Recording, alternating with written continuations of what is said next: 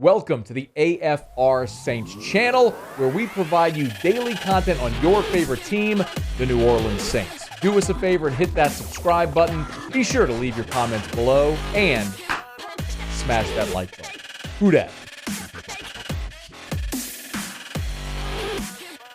The Saints and every NFL team cut their roster down to 53 on Tuesday. It's often referred to as the final 53. It is not. It is the first 53 because invariably on every single team, there are players who make the team on Tuesday that are not on the team on Wednesday because as players are waived or cut, they're signed by other teams. There has to be a corresponding move. That did happen in New Orleans today. But maybe the most interesting thing that happened with the Saints is, as Field Yates reported first here on Wednesday morning, the Saints and veteran tight end Nick Vannett agreed to a renegotiated deal that includes his base salary dropping from $2.6 million to $1.035 million. Notes that he's a sturdy run blocker, and the move does create about $1.5 million in cap space for the Saints. So, listen, when we look at the Saints roster right now, I think we can all readily agree that there are still holes. This is a very formidable Saints roster. Starting offensive line looks really good. You got a question at left tackle, but if James Hurst is healthy, I think you're good there. Most Saints fans are convinced Jameis is ready to take that step. You've obviously addressed dynamic receiving core, Kamara, Ingram at running back. I'd love someone else there. Defensive line, you certainly need another defensive tackle. Your first couple of linebackers are really good, but you love depth there. You feel really good about your secondary. So the Saints, with that move, now have a little more than 7.5. According to Spotrac, they're at $7.675 million in cap space. So they have money to spend. They've got room to spend and money to spend right now to go out in free agency and add at these positions of need. So the big questions become, okay, where are those positions of need and what options are out there? You don't go restructure Nick Vannett without the intent of spending that money. Right? There's just, it doesn't make sense to do it unless you have a purpose in mind. When the Saints every offseason start doing all their cap gymnastics to restructure deals and whatever to get up within the cap, it's why. And they're getting it within cap compliance and freeing up money to go spend in free agency. It's no different here with Nick Vannett. It's why they're doing this. The question is, why are they doing this? Which I'm certain we'll find out soon. The positions I mentioned that they still need help. Offensive tackle, I'd like to see a running back, certainly linebacker, and defensive tackle. Let's start with defensive tackle because Nick Underhill tweeted this earlier today. He's at Nick_Underhill. The Saints have worked out defensive lineman Vernon Butler and Malik Kingsley. He notes it's possible opportunity there with injuries to Malcolm Roach and Albert Huggins. If you missed it, Roach today was placed on IR. They do expect he will return at some point this season, but he's starting the season on IR.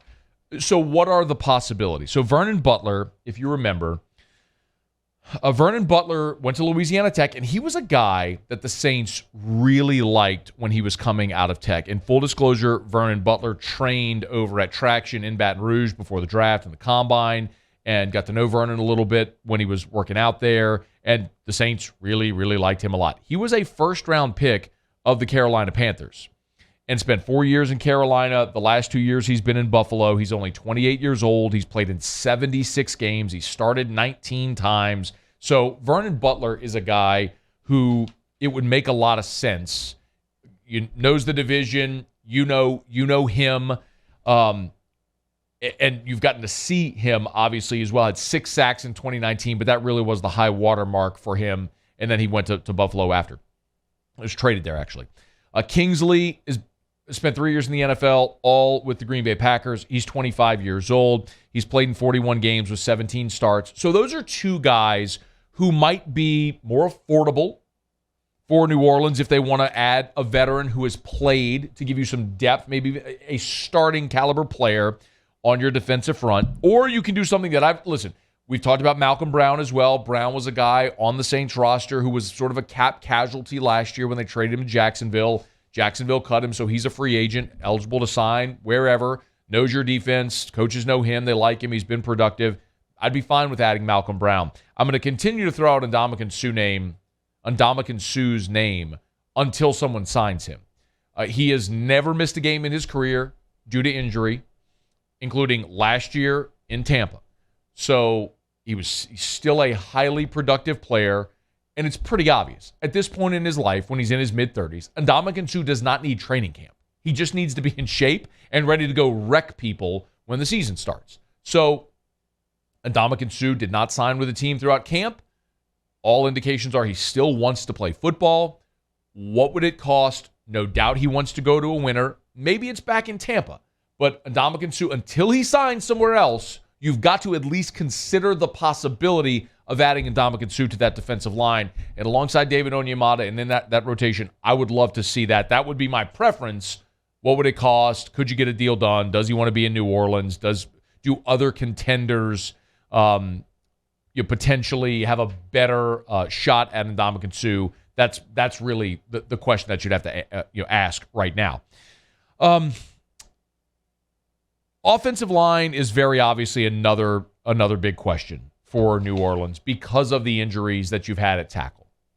So today, the Saints claimed Tanner Owen off of waivers.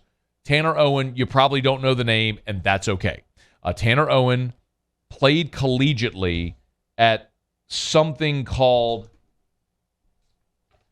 it's a directional school in Missouri. Hang on, I've got it somewhere here, buried in my show prep. Tanner Owen played at Northwest Missouri State. Undrafted rookie free agent, played left tackle at Northwest Missouri State a year ago, has played both tackle and guard, undrafted free agent with Buffalo. They waived him. The Saints put in a waiver claim. A waiver claim, though, remember, you can't sign him to the practice squad. You got to add him to the 53. So somebody who made the 53-man roster on Tuesday is not on the team today because the Saints claimed Tanner Owen, so somebody had to be waived, and we don't know who that is just yet. As of right now, 3:25 Central Time on Wednesday. But that's great for depth. Let me ask you this question point blank. If something were to happen to James Hurst, are you okay with Tanner Owen being your starting left tackle? I'm not. You've got to go add a veteran offensive tackle. You want Tanner Owen to be a versatile swing piece? Fine. Unless if your option is if something happens to Hurst, you're moving Pete to left tackle and Calvin Throckmorton plays guard for you. If that's the case, okay, you did that a year ago. One that would be likely, potentially, is bringing back Jordan Mills. Jordan Mills is this guy who's been in the division before, and he played for you a year ago. Last year, Jordan Mills played in 10 games with 3 starts for the Saints amid all of that absurd circulation with all the injuries that the Saints had on the offensive line. But in his career, Jordan Mills has played in 100 games with 87 starts. That's an option for New Orleans, no doubt. You could go re-sign Jordan Mills, who's still a free agent, and that would make some sense. Again, there's familiarity there, and he's a guy that would seamlessly step in, played for you a year ago, and theoretically could play for you again right now.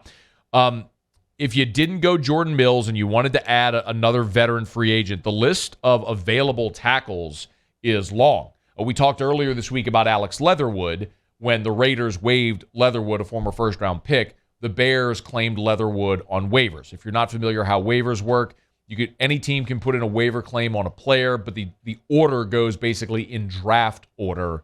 So the Saints are 18th in the pecking order for waiver claims. So a player would have to be passed on by 17 teams before the Saints could put in a waiver claim and get a player. That's what happened with Tanner Owen.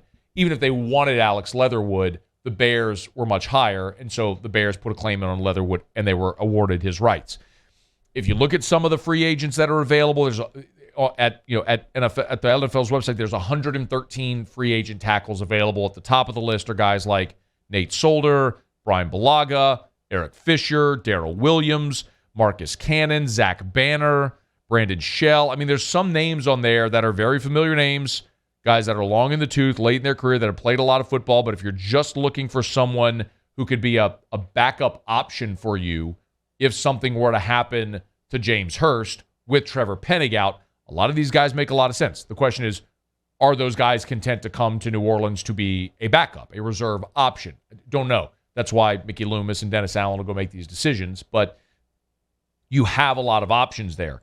Sony Michel, running back, is one we've talked about a lot.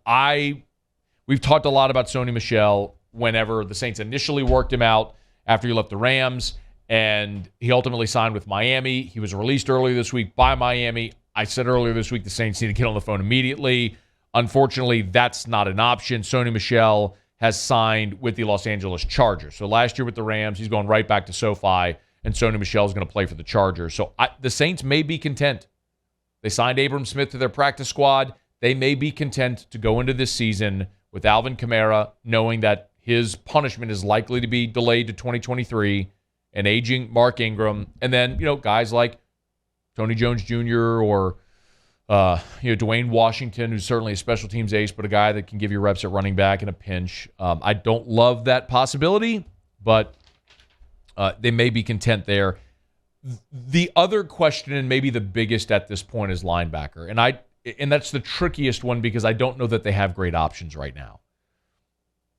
We love Demario Davis.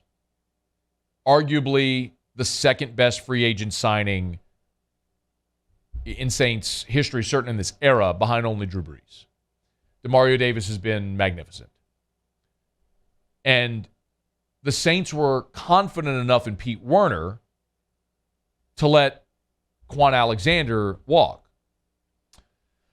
Werner apparently is getting closer to health, and that's great. And I think as a number 3, as a backup, they like Caden Ellis.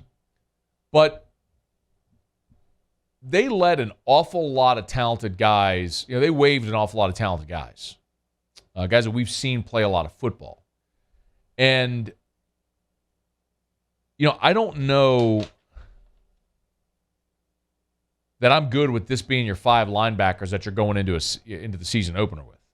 It's Davis and Warner. Ellis is your number 3, and you're followed up with Bond and Dowell. We saw Dowell play linebacker last year at a pinch, and he wasn't good. Special teamer? Sure. You need him to play starting snaps? No. And Zach Bond has never found a home in this defense. So you got 3. If anybody gets hurt, you're in trouble. So they could be looking for linebacker help as well. Opener is a week from Sunday. You got your first 53. You got a great core. But if you're going to be a championship contender, these final few pieces are the thing that could ultimately be the determining factor, what gets you there. You got to add depth at offensive tackle. You got to add another defensive tackle and interior lineman as well. A linebacker would be great. I'd love to see some depth or another capable body at running back. But the Saints, they're close. They're close, but they still have work to do. Hey, thanks so much for watching. Please leave your comments. I love to interact. And be sure to hit the red subscribe button below.